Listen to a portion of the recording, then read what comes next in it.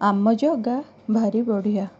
ସବନ କୃତ ପୃଷ୍ଟ ଆର ହିରଣ୍ୟରେତା ମହାବୀର ବିତ୍ରିହୋତ ଯେ ମେଧା ତିଥି ହବି ଏ ଦଶ ନାମ ଖ୍ୟାତି। ଏ ଦଶ ନାମ ପୁତ୍ରଙ୍କର ଏ ଦଶ ମଧ୍ୟେ ତିନି ସାର ମହାବୀର ସବନ ଊର୍ଦ୍ଧ୍ୱରେ ତାଏ ତିନି ଜଣ। ପରମହଂସ ଦୀକ୍ଷା ଧରି ସକଳ ଚେଷ୍ଟା ପରିହରି ସର୍ବଜୀବରେ କୃପାମୟ ଶ୍ରୀ ବାସୁଦେବେ କରି ଲୟ। ଲୟାରତ ପ୍ରାଣୀଙ୍କର ଶରଣ ରକ୍ଷଣ ଶ୍ରୀଧର ସେ ପଦ୍ମପାଦ ଆଶ୍ରୟରୁ ନିରତେ ନାମ କୀର୍ତ୍ତନରୁ ପରମ ଭକ୍ତି ପ୍ରଭାବରେ ଦୟା କହିଲେ ପ୍ରାଣୀ ଠାରେ। ଭାବେ ନିର୍ମଳ ଚିତ୍ତ ହୋଇ ହରି ସର୍ବଭୂତେ ଦେଖଇ ସେ ମହାପ୍ରଭୁ ନାରାୟଣେ ନିତ୍ୟ ଭଜିଲେ ଦାସ ପଣେ। ଦ୍ୱିତୀୟ ପତ୍ନୀ ଗର୍ଭେ ତାର ହୋଇଲେ ତିନି ଯେ କୁମର ଉତ୍ତମ ତାମଶୈବୈତ୍ୟ ମନୁରେ ହୋଇଲେ ବିଖ୍ୟାତ।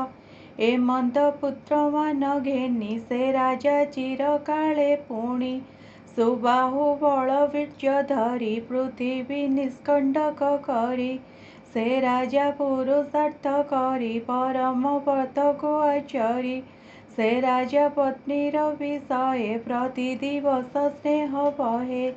ସେ ପତ୍ନୀ ନବ ଯୌବନ ମନ୍ଦହାସ ଅବଲୋକନ ବିହାର ତାର ସଙ୍ଗେ କରି ତାବଶ ନୋହେ ଦଣ୍ଡଧାରୀ ବିବିଧ କ୍ରୀଡ଼ା ନାନା ରଙ୍ଗେ ଦିନ ହରଇ ତାର ସଙ୍ଗେ।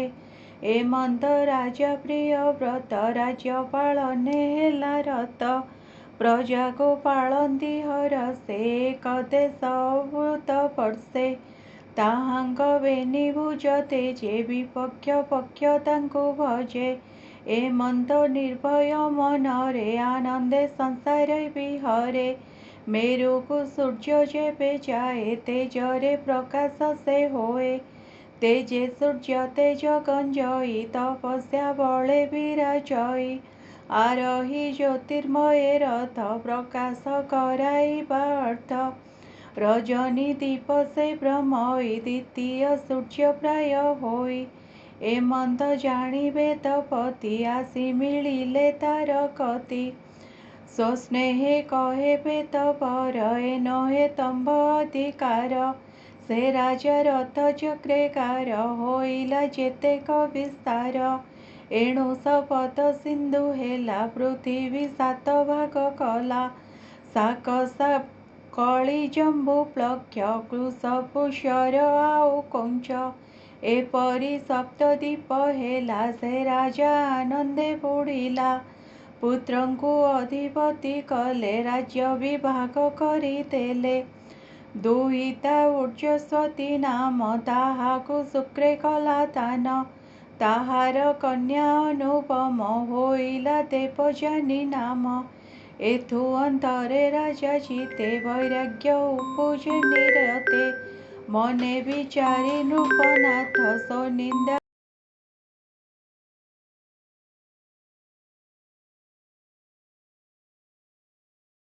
କ୍ରୋଧନ କର ତୋର ଚିତ୍ତେ ଆମ୍ଭେ ନାରଦ ଆଦି ଯେତେ ଯା ଆଜ୍ଞା ବହୁ ଅନାୟତେ।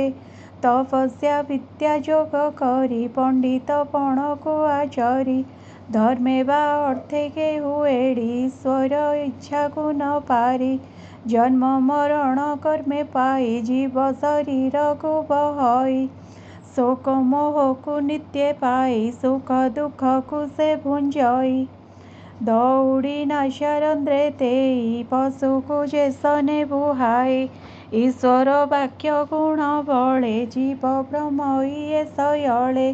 ଦ୍ୱିପଦ ଚତୁଷ୍ପଦ ଯେତେ ସର୍ବେ ବନ୍ଧନ ସେହି ମତେ ଈଶ୍ୱର ସୃଷ୍ଟିର କରତା ସକଳେ ତାହାଙ୍କୁ ସେ ବନ୍ଦା।